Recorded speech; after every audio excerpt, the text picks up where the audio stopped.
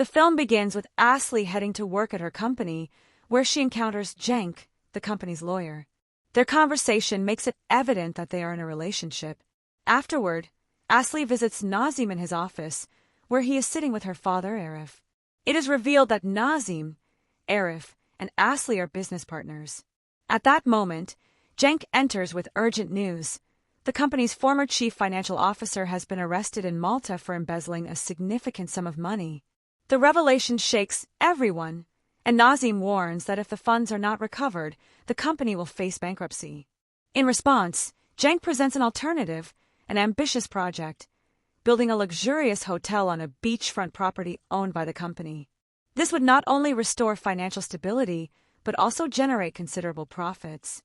Asli is immediately drawn to the idea and sees its potential.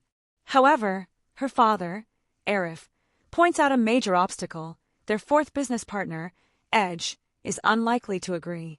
Asli, confident in the project's profitability, dismisses his concerns. But Arif warns her that Edge is unpredictable, an adventurer who lives life on his own terms. He reveals that they have not seen Edge for years. He communicates only through his lawyer and rarely attends company meetings.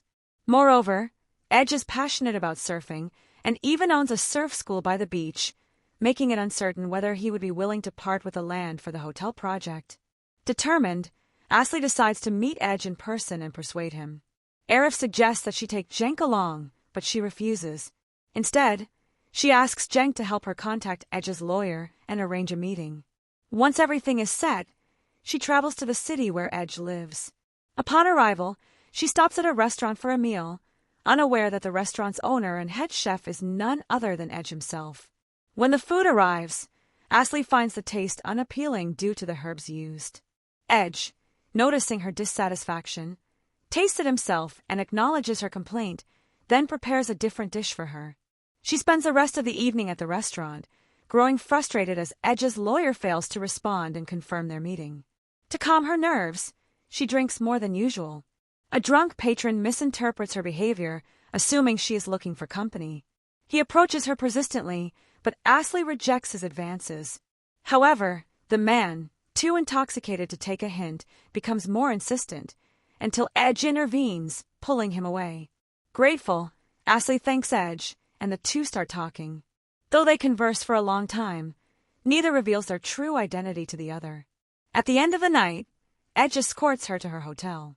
The next morning, Asli receives a call from Cenk, who has finally secured the meeting with Edge at his surf club. She rushes to the location, only to be taken aback when she realizes that Edge knew who she was from the moment she walked into his restaurant, yet he never said a word. When she confronts him, he simply states that the timing wasn't right. Brushing aside the matter, Asli gets straight to business. She explains the company's financial struggles and presents the hotel project, emphasizing its profitability. Confidently, she lays out the contract before him, urging him to sign. However, Edge unexpectedly rises from his seat and walks away. Determined to change his mind, Asli follows him, but Edge is firm. This land is his entire life, and building a hotel on it would ruin its beauty. He cannot imagine giving up his passion for surfing, no matter the incentive. Asli tries to reassure him, explaining that the hotel would include a dedicated surf club, which he could run himself. But Edge remains unmoved. He declares the meeting over and leaves. Frustrated, Asli contacts Cenk and instructs her to gather every piece of information available on Edge. She is looking for any potential leverage, whether tax evasion, licensing issues with his surf school or restaurant, or anything that could pressure him into signing the deal. The next day, Asli returns to Edge with an alternative proposal. She offers him another beachfront property in exchange for the land the hotel would be built on. She assures him that he would still be able to teach surfing in the new location. Yet, Edge refuses once again and drives away without a second thought. Undeterred, Asli returns the following day. Amused, Edge immediately asks what offer she has brought him this time. But to his surprise, Asli claims she is no longer here for business. She has accepted that he will never change his mind. Instead, she wants him to teach her how to surf. Edge, unimpressed, dismisses her request and tells her to leave him alone. Asli insists that she genuinely wants to learn. To get rid of her, Edge assigns one of his instructors to train her, then walks away. Asli is disappointed that her plan to bond with him personally has failed. Later that evening, she receives a call from Cenk, who informs her that there are no legal issues with Edge. His business records are spotless, and he is meticulous about taxes and permits. The news frustrates Asli even more. That night, she visits Edge's restaurant again and tries to initiate a conversation about cooking. Edge immediately sees through her attempt to win his favor. Asli admits she is only trying to talk to him in hopes that he will personally teach her to surf. Edge agrees to train her, but makes it clear that he has no interest in making conversation. He then shuts the kitchen window in her face. The next morning, Edge notices that his best friend and assistant, Yaman, is unusually upset. Yaman's wife, Yasmin, is determined to divorce him. Concerned, Edge visits Yasmin and urges her to reconsider, telling her how devastated Yaman is. Yasmin insists that she has endured Yaman's mistakes long enough. Edge assures her that Yaman has changed and regrets his actions. Eventually, Yasmin agrees to think it over. Meanwhile, Edge secretly reaches out to a friend named Yilmaz in Malta, investigating the company's embezzlement case. However, when he notices Asli approaching, he quickly ends the call. He then takes her to the beach and begins her first surfing lesson. Asli struggles repeatedly, falling over and over again. After the session ends, Asli feels upset about what's happening, but she conceals her emotions and doesn't show any signs in front of Edge. As Edge notices her distress, he approaches and offers her a drink. Just then, Yaman arrives and introduces himself to Asli, inviting her to join them to watch the sunset. She agrees and curiously asks how he knows Edge.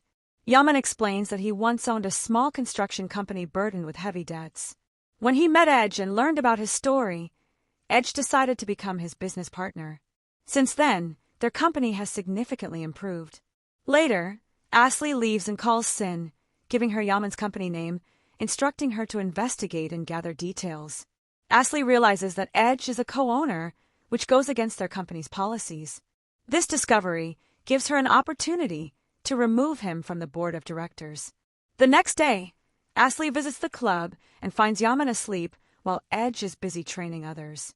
Seizing the chance, she accesses Yaman's computer, copies essential company documents, and sends them to Sin.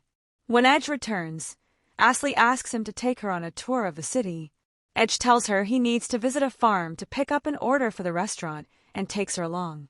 At the farm, they meet Hadisi, the owner, who is delighted by their visit. While Edge loads the order onto the truck, Hadisi talks to Asli, revealing that she practically raised Edge. His mother was her dearest friend, but she suffered for years due to illness before passing away. Hadisi blames Edge's father, Nazmi, for her suffering, as he separated Edge from her, sending him to study in America at just 10 years old. To make matters worse, Nazmi seized all their wealth. When Edge returned, he found his mother gravely ill and stayed by her side until she passed. This conversation helps Asli understand why Edge harbors resentment toward his father, and she begins to sympathize with him. On their way back, Edge takes Asli on a spontaneous city tour. They hike up a high cliff and jump into the sea together, feeling completely free and happy. Returning to the hotel, an unspoken attraction lingers between them. As Asli steps inside, she's surprised to find Sin waiting for her. He confronts her about ignoring his calls and reveals that he saw her with Edge.